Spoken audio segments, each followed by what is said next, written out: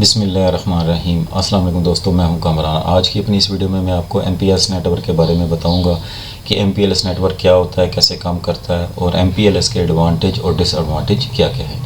ये जो मैंने पॉइंट्स लिखे हुए हैं, इन पॉइंट्स को मैं पिक्चर्स की मदद से एक्सप्लेन करूँगा ताकि आपको MPLS का जो कंसेप्ट है वो क्लियर हो जाए कि MPLS क्या होता है।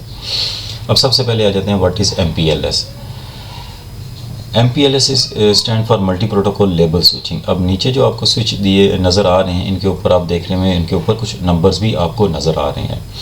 अब मल्टी प्रोटोकॉल लेबल स्विचिंग ये वो टर्म है जब भी हम एक जगह से दूसरी जगह पर डाटा ट्रांसफ़र करते हैं। उस डाटा ट्रांसफ़र के दौरान जो बीच में बहुत सारे ISP के राउटर स्विचेस यूज़ होते हैं, उन सभी ISP के स्विचेस एंड राउटर को एक एक लेबल देता है हमें एक प्राइवेट नेटवर्क बनाने के लिए। आप इसको लाइक VPN भी कह सकते हैं। बहुत सारी ISP ये सर्विस प्रोवाइड करती हैं लाइक MPLS और VPN की। इसमें होता क्या है कि हमें एक स्पेसिफिक या प्राइवेट रूट दे दिया जाता है। मिसाल के तौर पर अगर हमें A से Z तक जाना है तो आपने इसी रूट से जाना है और जाने और आने के लिए एक ही रूट बन जाता है जिसके ज़रिए हमारा पूरा ट्रैफिक इन आउट होता है। थोड़ा सा डिटेल में बता दूं आपको। मल्टी प्रोटोकॉल लेबल स्विचिंग और MPLS is a networking technology that routes traffic using a shortest path based on label rather than network addresses to handle forwarding our private wide area network. MPLS a layer 2 a layer 3. MPLS is considered a layer 2.5 networking protocol. Layer 2 carries IP packets, our simple LAN, our point-to-point WANs, while layer 3 uses internet wide addressing and routing using IP protocols. What is MPLS type? There are three primary types of MPLS VPN: layer 2 VPNs, layer 2 circuit and layer 3 VPN. All types of MPLS VPNs share certain component. The provider edge, जिसे हम PE बोलते हैं, routers in the provider network connect to the customer edge, CE जिसको कहते हैं, routers located at customer side. MPLS greatly improve the speed of traffic so user do not experience downtime when connected to the network. Why MPLS faster? MPLS is much faster than traditional IP routing as it is based on the concept of the label to allow forwarding rather switching of packet. This type of forwarding is more efficient as it avoid overloading the CPU. अब second पे how to MPLS work. इस diagram की मदद से आपको MPLS network समझने में आसानी होगी। लाइक ये कस्टमर 1 है, CE customer edge, PE provider edge जिसे हम ISP भी कह सकते हैं। आगे हमारा क्लाउड है, उसके अंदर आपको डिफरेंट स्विचेस नज़र आ रहे हैं, उनके ऊपर कुछ नंबर भी हैं। ये हमारी इस्लामाबाद आप कह सकते हैं, इस्लामाबाद ब्रांच है और ये कराची। अब इस्लामाबाद, लेट्स सपोज इस्लामाबाद हमारा हेड ऑफिस है और इसी कंपनी की एक ब्रांच कराची में, ये जो है ये कराची में ओपन है। अब इन दोनों ब्रांचेस को आपस में कनेक्ट करने के लिए या तो हमें क्लाउड सर्विस ले लें या किसी थर्ड पार्टीज़ की सर्विस लेकर हम इनको आपस में कनेक्ट कर सकते हैं। अब जनरली होता क्या है कि डेटा पैकेट्स जब जाते हैं तो वो कैसे जाते हैं, यहाँ से पैकेट को पैकेट आते हैं, CE सेंड करता है PE को, PE उसको डेटा को चेक करता है कि इसको कहाँ सेंड करना है। उसको आइडेंटिफाई करने के बाद वो इसको अगले स्विच की तरफ फॉरवर्ड कर देता है। अगला स्विच इसको चेक करने के बाद अपने अगले स्विच को, और वो उस अपनी चेकिंग के बाद फिर अगले स्विच को, इस तरह चेकिंग होने के बाद ये एंड पे पहुंच जाता है अपने डेस्टिनेशन पे। अब जब नॉर्मल तरीके से डाटा जा रहा होता है स्विचेस को पास करता हुआ, तो स्विचेस क्या करता है, उसको चेक करता है, उसको क्योंकि उसके पास ऑलरेडी क्यू होती है, उस क्यू में से जो भी पहले डाटा आएगा उसको चेक करेगा, फिर फॉरवर्ड करेगा। इसमें तरह जो भी डाटा आता जाएगा वो उसको चेक करता जाएगा, उसके साथ हेडर लगाता हुआ आगे फॉरवर्ड करता जाएगा। इसमें टाइम लगता है इन स्विचेस पे, जब आइडेंटिफाई कर रहे होते हैं अच्छा खासा टाइम लग जाता है एज़ कम्पेयर टू MPLS। जब क्योंकि हर स्विचेस पे जाकर आइडेंटिफाई करना पड़ रहा है। अगर इसी को एज़ कम्पेयर टू हम MPLS कर लें तो क्या होगा, अगर यही डेटा हम MPLS के ज़रिए इस्लामाबाद से कराची भेजना चाहते हैं तो CE और PE के पास PE के पास डाटा जाएगा, यहाँ से यहाँ इसके पास जाएगा और यहाँ से ये इन स्विचेस के पास जाएगा। जब इस स्विचेस के पास जाएगा तो स्विचेस के साथ लेबल या कोड उसके साथ लगा देगा। लाइक जिस तरह इसके ऊपर आपको एक नंबर नज़र आ रहा है, ये स्विच इसके साथ अपना एक लेबल लगा देगा 24। ये लेबल वाला डाटा जब इस स्विच के पास पहुँचेगा तो ये क्या करेगा, 25 वाला स्विच इस 24 नंबर वाले को लेबल हटा के अपना लेबल लगा देगा और आगे स्विच को फॉरवर्ड कर देगा। इस स्विच को जब 26 नंबर के पास पहुंचेगा, 26 नंबर वाला 25 नंबर का लेबल हटा के अपना लेबल लगा देगा और इसको फॉरवर्ड करता हुआ आगे इस ISP के पास पहुंच जाएगा और यहाँ से इस कस्टमर के पास जब पहुंचेगा तो ये सारे लेबल हटा के डाटा उसी फॉर्म में आ जाएगा जिस फॉर्म में यहाँ से सेंड हुआ था, इस एंड पे इसको रिसीव हो जाएगा। ISP हमें एक यूनिक ID या एक यूनिक रूट प्रोवाइड करती है, ये जो MPLS का है,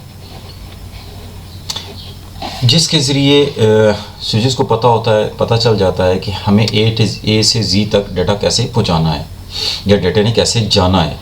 जब हम किसी ISP से MPLS की सर्विस लेते हैं तो वो हमें एक यूनिक कोड या आप कह सकते हैं यूनिक प्राइवेट नेटवर्क मुहैया करती है, जिसका इस्तेमाल करके हमारा डाटा जो लेबलिंग होता हुआ एक जगह से दूसरी जगह, लाइक ऐसे एक जगह से दूसरी जगह लेबलिंग होता हुआ पहुंच जाता है। ये एक बेसिक इन्फो है जो मैं आपको बता रहा हूँ कि MPLS कैसे काम करता है। अब आते हैं एडवांटेजेस ऑफ MPLS। MPLS का एडवांटेज ये भी है कि सपोज करते हैं कि एक कंपनी जिसका हेड ऑफिस इस्लामाबाद में है और उसकी एक ब्रांच कराची में है और उसका एक सॉफ्टवेयर जो इस्लामाबाद ऑफिस हेड ऑफिस उसमें एक सर्वर चल रहा है जिस पे एक कॉमन सॉफ्टवेयर है जिसको कराची वाले यूज़ करना चाह रहे हैं। अब इस्लामाबाद ऑफिस में जो सर्वर है उस पे जो सॉफ्टवेयर चल रहा है वो कराची ऑफिस में भी एज इट इज़ ही काम करे या एक्सेस हो, ताकि डाटा एक ही लोकेशन पे, सर्वर चूँकि इस्लामाबाद में और डाटा एक ही लोकेशन पे सेव रहे।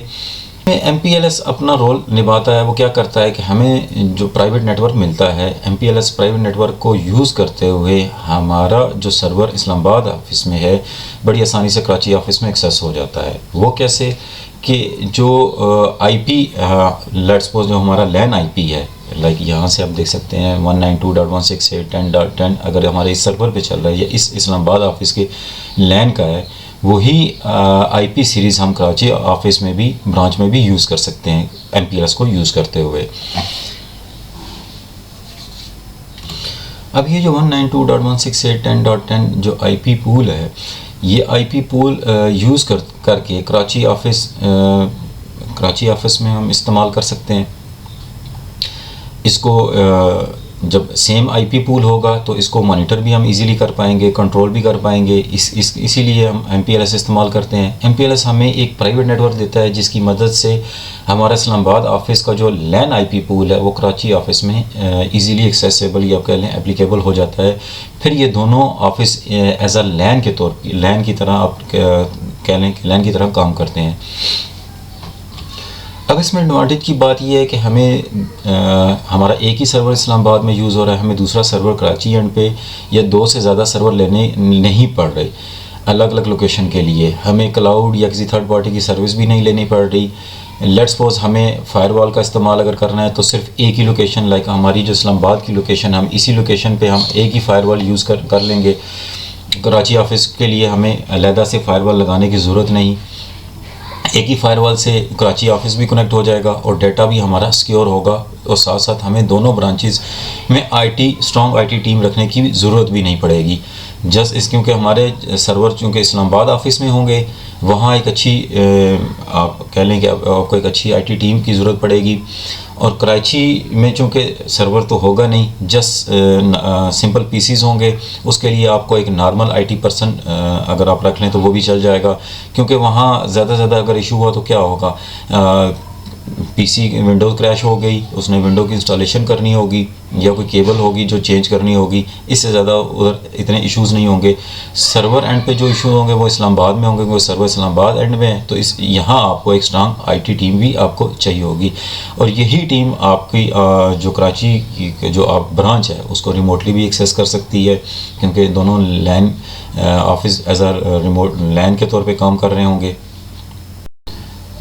Disadvantage of M P L S का डिसएडवांटेज सिर्फ इतना है कि हमारा जो इस्लामाबाद ऑफिस और कराची ऑफिस जो आपस में दोनों कनेक्ट हैं, सपोज़ जो हमारी ISP है जो हमें सर्विस दे रही है इंटरनेट की, अगर उसका कनेक्शन कहीं से भी डिसकनेक्ट हो जाता है, लाइक इस पिक्चर में आप देख सकते हैं यहाँ से ये क्रॉस लगा हुआ है, ये डिसकनेक्ट हो गया, लेट्स सपोज करते हैं, तो इस दौरान जो ISP को जो रिस्टोर करने में टाइम लगेगा, चाहे वो 1 घंटा हो, 4 घंटे हो, आधा दिन लगे या इससे ज़्यादा लग जाए, उतनी देर हमारा कराची ऑफिस का जो काम है वो DC रहेगा, यानी कि डिसकनेक्ट रहेगा, किसी किस्म की कोई एक्टिविटी नहीं होगी, कोई एक्सेस नहीं होगी सॉफ्टवेयर की।